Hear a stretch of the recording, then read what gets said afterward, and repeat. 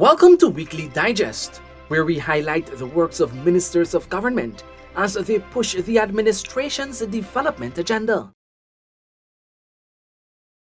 The International Monetary Fund's recently published consultation report with Guyana is well balanced and widely endorses the policy position of the People's Progressive Party civic government. We are very pleased with the report. We see this latest Article 4 report confirming a number of things. First of all, confirming that the economy has rebounded from the extremely difficult circumstances of the 2019-2020 period, 2018 to 2020 period. And of course, as you know, that period was a period which was beset by COVID-19. Certainly during 2020 we had COVID-19. But it was a period also beset by the political events, which had, of course, a devastating economic impact. So you had the no confidence motion in December 2018. You had the refusal by the APNU AFC to comply with the consequences of the no confidence motion by calling an election. That itself sent an extremely adverse signal about the economic environment in Guyana. I think recognizes the suitability. It recognized the suitability of the policy stance taken by government. It provided a very positive endorsement of the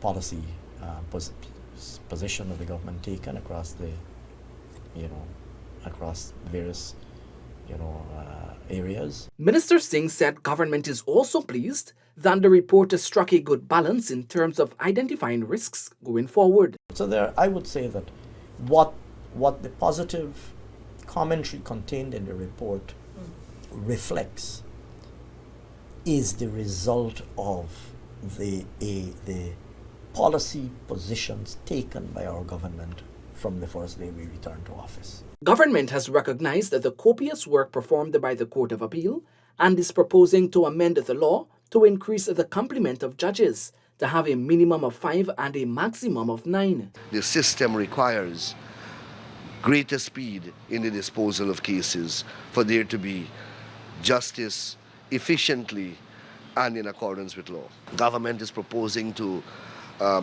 after consulting with the judiciary and the legal profession, to amend the law to increase the complement of judges in the Court of Appeal. Currently, the complement is not less than 2 and not more than 5. That obviously is inadequate, having regard to the caseload that is leaving the High Court towards the Court of Appeal for ventilation. Government has committed to providing more resources to improve Guyana's multi-hazard early warning systems. Guyana's vulnerability to multi-hazards, especially floods and droughts, has been exacerbated by climate change. So the government is committed to ensuring these provisions in our legislation to support the early warning system. Guyana's efforts at improving information and communication technology will allow us to transition to a better system of what is termed impact-based forecasting. Our plans to ensure that multi-hazard early warning system, however, will be based on sound, scientific and technical approaches that are centered around those in our society who are most at risk or most vulnerable. Taking a look at agriculture, Minister of Agriculture Zulfikar Mustafa highlighted that the agriculture sector is thriving, while noting that a robust agriculture sector is not just critical to the country's future, but also to CARICOM and the international community. Agriculture Month is being observed under the theme Championing Food Security through Innovation, Investment and Resilience.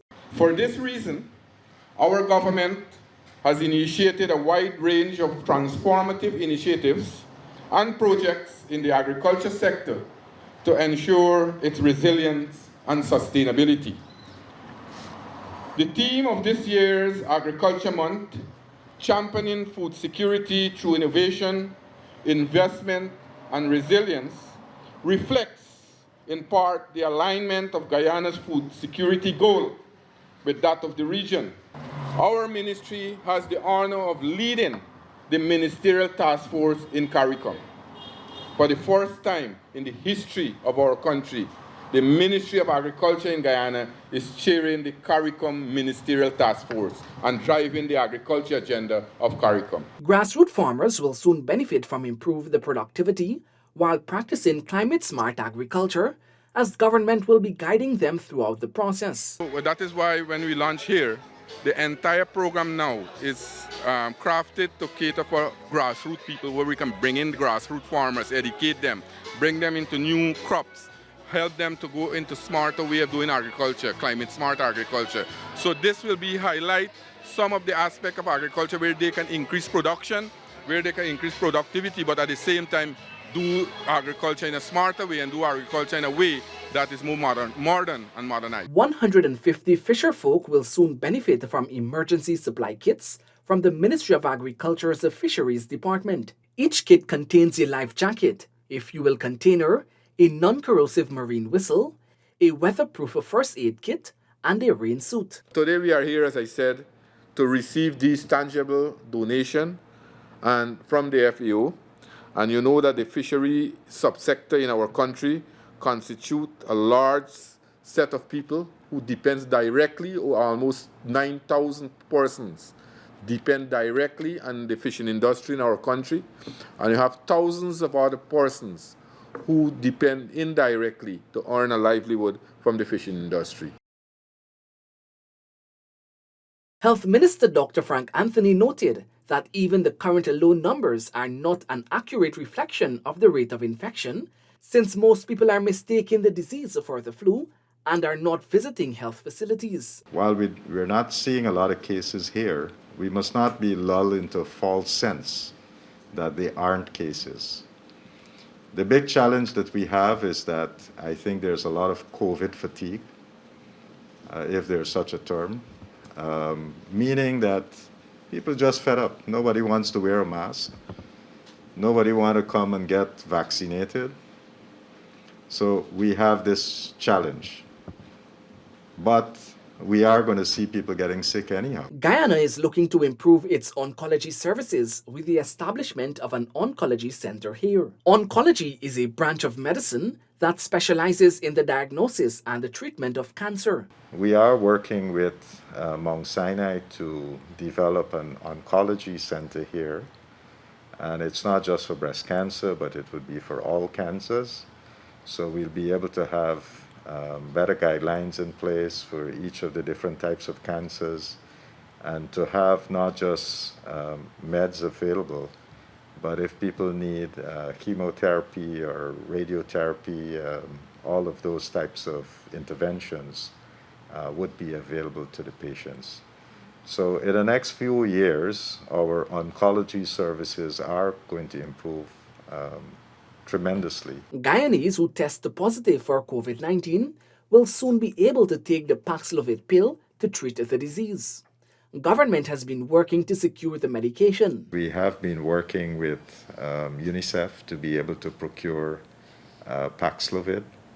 So that's something that is still on the cards. And with Paxlovid, if people test positive for COVID-19, we'll be able to treat them. And this is oral treatment. You drink the tablets for 5 days, and you should be well after taking the complete treatment. In the infrastructure sector, the first 100 housing units of the Ministry of Housing and Water's 500 Homes project will soon be constructed at 5 miles Bartica in Region 7.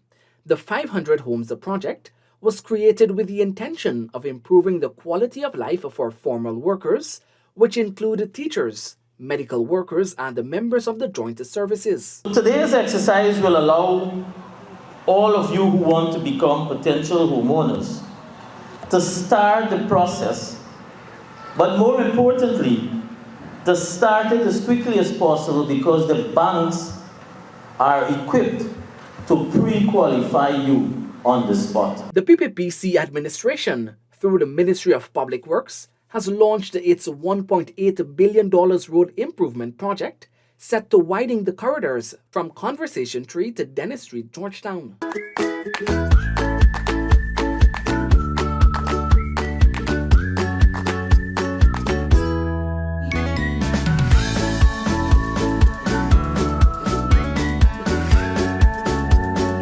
Guyana's first online ticket booking system for water transport, the Ferry Pass, has been launched. This new ticketing system will help passengers secure a place on the ferry, especially those who are traveling with vehicles.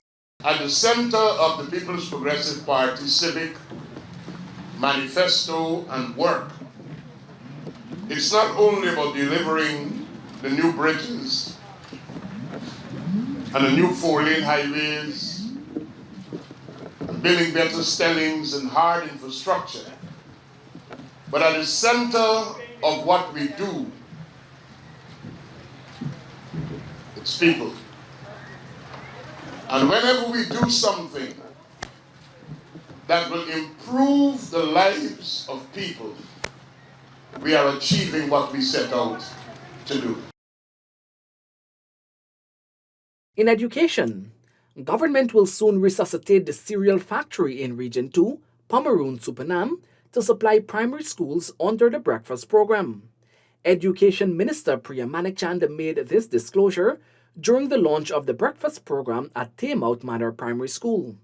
This will also create employment for 20 persons in the region. Because we're going to be buying that cereal, all those persons will be employed for the cereal factory. The cereal factory is going to be boosted and reinvigorated to provide not only cereal for you here on the Essequibo coast, but for the children across Guyana where we are purchasing that. Minister Manikchand visited the construction site at St. Rose's High School to ensure the works there are going to be completed on schedule. We are at 55% and that this project is going to come in on time for the next academic year, which is where it should be contractually.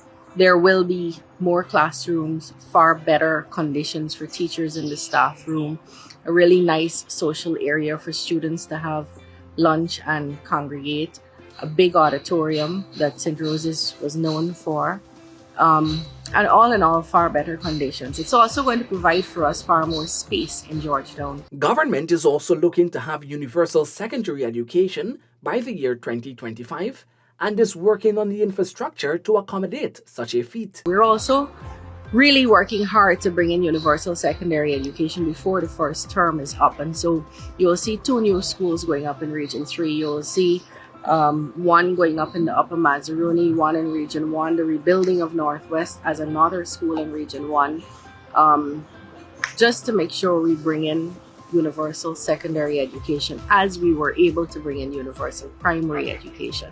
I'm really looking forward to that day when these constructions are finished, because it is highly inconvenient to parents and also the ministry and teachers when we have construction pending for many years, and that will not happen under us. That is our commitment to you. So you are going to see universal secondary education before the end. Government, through the Ministry of Labour, has made notable steps in improving the quality of life for persons living in hinterland communities.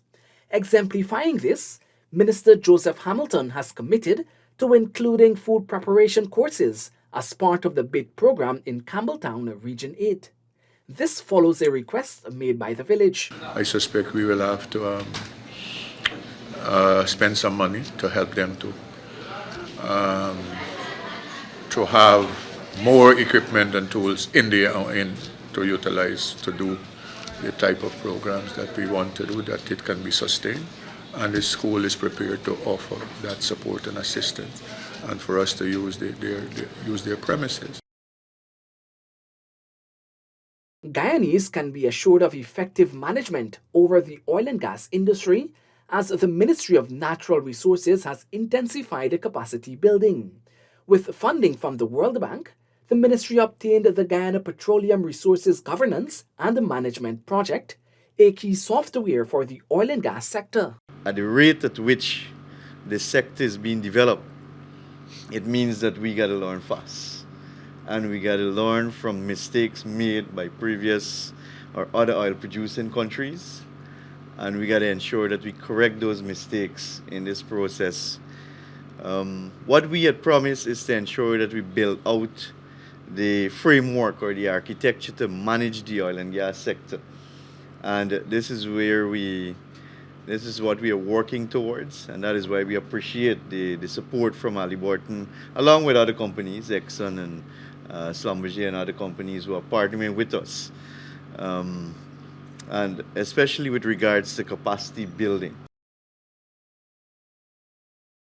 Senior Minister in the Office of the President with responsibility for finance, Dr. Ashni Singh, underscored the importance of the National Insurance Scheme delivering quality service to all Guyanese. We have an obligation to serve the most vulnerable in our society in a particular,